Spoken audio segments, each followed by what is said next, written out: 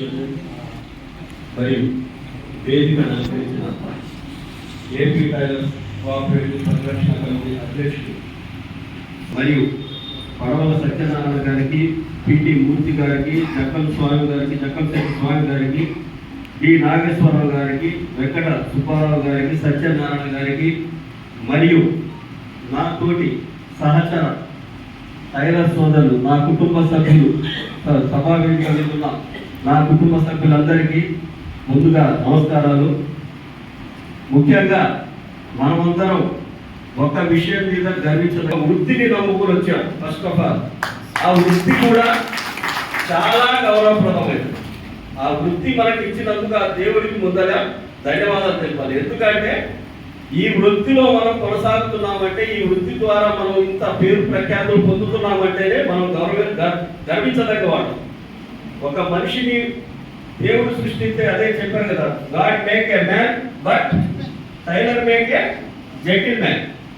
అటువంటి సృష్టికి ప్రతి సృష్టి ఇచ్చే వృత్తిలో మనం కొనసాగుతున్నందుకు నా తోటి సహోదరులందరికీ ముందుగా నమస్కారాలు మరియు ధన్యవాదాలు తెలుపుకుంటూ, ఈ వేదిక మీద కొన్ని ప్రశ్నలు ఉన్నాయి, కొన్ని జవాబులు ఉన్నాయి, చెప్పాల్సిన అంశాలు చాలా ఉన్నాయి. కానీ ఇప్పుడు ఇది సమయం కాదు. మనం అంతే అవసరం.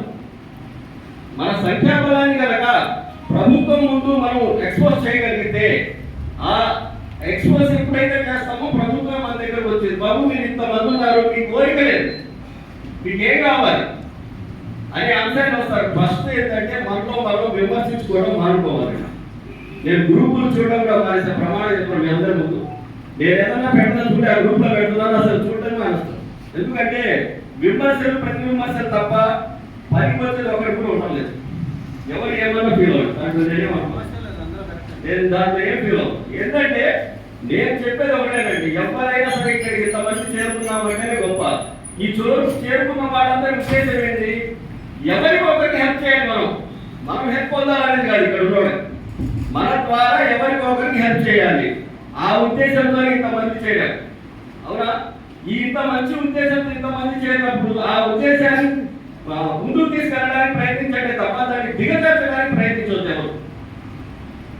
ఒక మంచి ఉద్దేశాన్ని ప్రభుత్వం దృష్టికి తీసుకెళ్లాలంటే మన దగ్గర సమైక్యత ఉండాలి. సమైక్యత, ఐక్యంగా ఎప్పుడైతే ఉంటామో ఆ బలాన్ని చూసి ఎదుటి వాడు ఎవరైనా సరే భయపడతాడు.